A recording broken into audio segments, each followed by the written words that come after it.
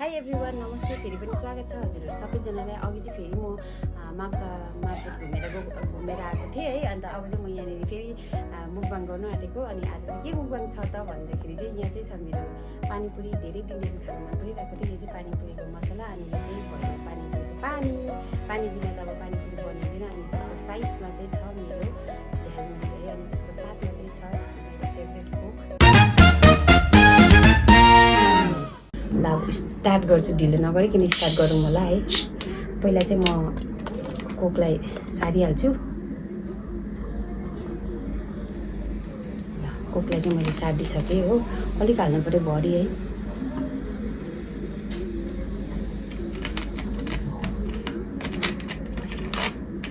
त्यसलाई चाहिँ म साइड राखिदिन्छु अहिले।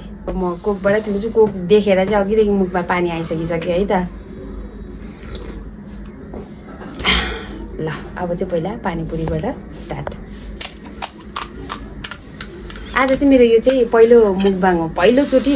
अनि मैले त्यतिकै टाइम पासको लागि भिडियो बनाएको तपाईँहरूलाई देखाउनुको लागि। ल आज चाहिँ कस्तो हुन्छ म ट्राई गर्छु पहिलो मेरो मुकबाङ चाहिँ। अनि राम्रो भयो भने चाहिँ अब कन्टिन्यू गर्नु त सक्दिनँ, कोही कोही बेला लिएर आउँछु है त। ल फर्स्ट बाइट हजुरहरूको लागि भनेर खाएँ ल।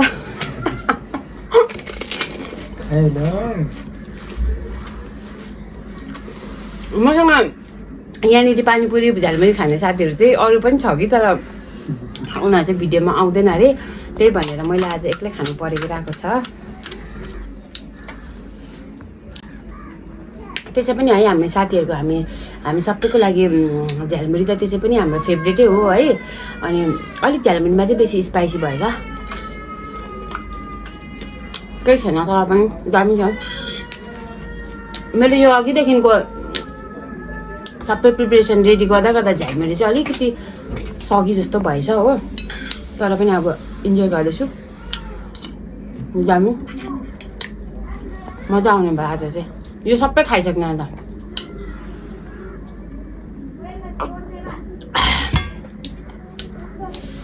नाइस।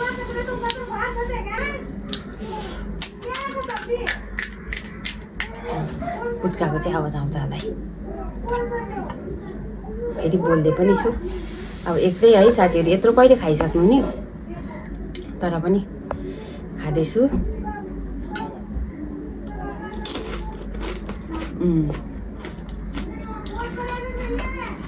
दामी।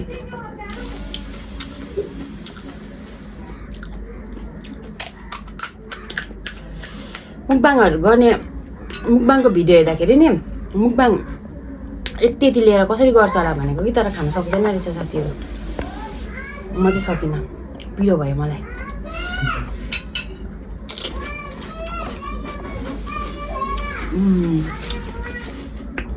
एकदम टेस्टी दामी।